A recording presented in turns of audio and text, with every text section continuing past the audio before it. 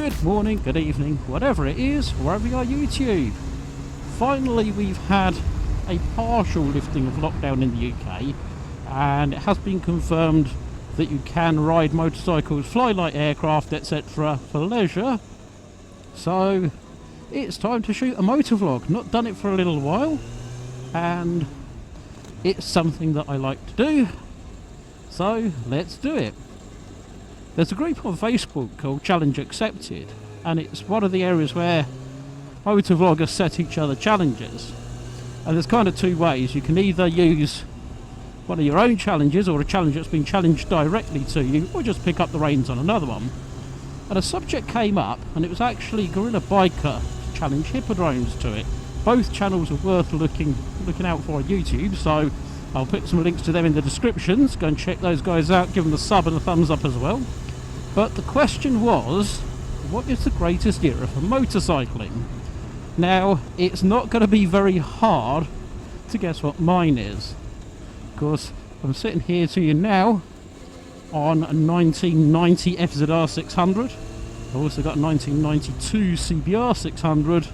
So, aside from the fact that middleweight is my preferred normal size of bike for everyday use, we've also got the factor that, obviously for me, mid-80s to mid-90s is where it's at. So for the sake of this video, I've got to run from 1984 to 1994. Now, you only need to look a little bit into the history of motorcycles to see why this decade was so incredible. British bikes were what they were, but the Brits are not known for their desire to change very much. We're great inventors, we're great innovators, but once we've got something that works, we tend to stick with it. And that was really, really apparent within the motorcycles. Now, looking at the bike we're on now, this is a 1990, so that is now 30 years old, riding along in the year 2020. And this bike is 4-cylinder, 16 valve, liquid cooled, has twin 4-pot brakes, and aside from being carbureted rather than fuel injected, and obviously missing ABS, isn't actually that different to a CBR on the sale now, or an R6 or anything like that. Yes, the modern R6 is a lot faster, but if you look at a modern middleweight sports bike now, what have you got? 4 cylinders, liquid cooling, twin front discs, 4-pot calipers each side. It's the same basic recipe. You can trace a direct lineage back from the current sports bikes back to the conception of the modern sports bike, which happened in the late 80s and early 90s. As we entered the 80s, sports bikes had single piston sliding calipers, were normally air cooled, some of them even had twin shock absorbers.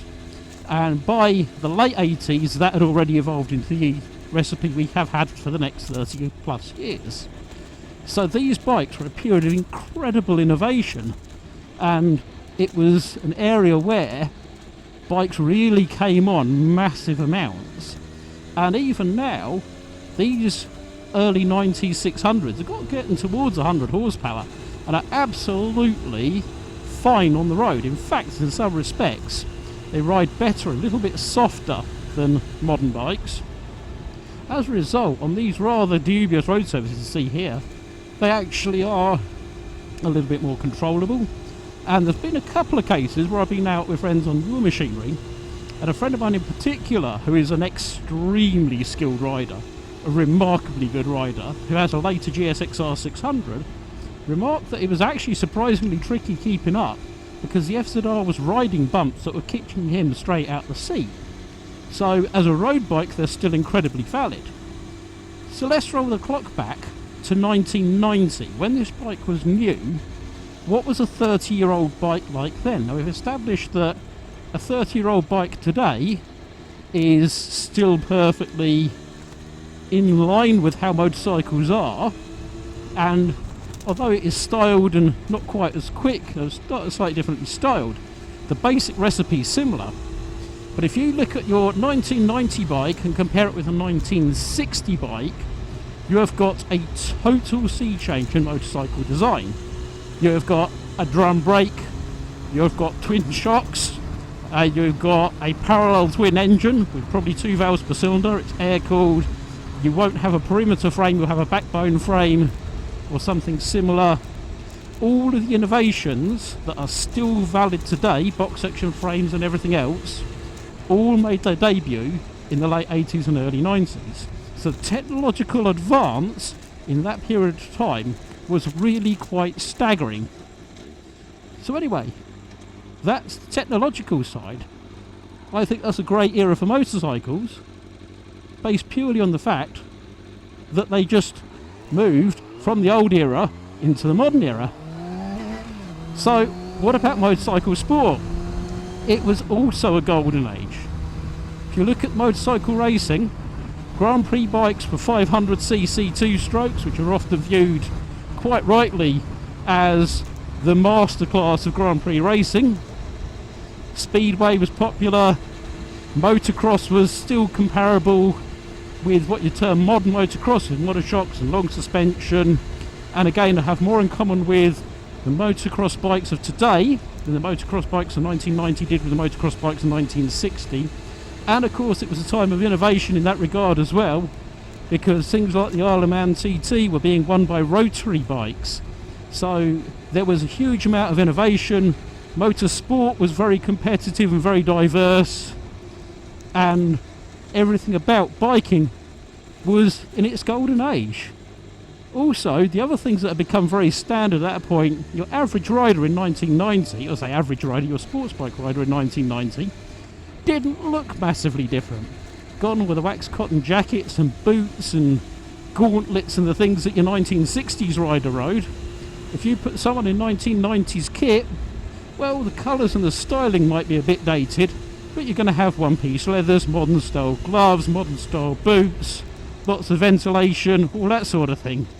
So reality is, for me, the period between 1985 and 1995 was the step over between old world and new world biking. There were some tremendously exciting bikes being made at the time, and realistically it's going to go down as one of the all-time greats. And let's face it, this was also the decade that gave birth to the NR750, the RC30, ZXR 750. Exhaust valves came out in the Yamaha X-Up in 1989 or 90. There was a lot going on. So for the sheer way it pushed motorcycling forward, the greatest era of biking from 1985 to 1995. So there you go, we're going to have a totally different video coming up very soon. We're going to take a step back towards those 1960s, because we're going to be testing the Royal Enfield Interceptor. That's coming up. We're doing a project bike as a refresh and refurb rather than a full-on restoration, but showing how you can take a totally neglected, broken down and careworn, again, mid-90s bike and turn it into something quite usable and nice, just with a very small amount of money being spent.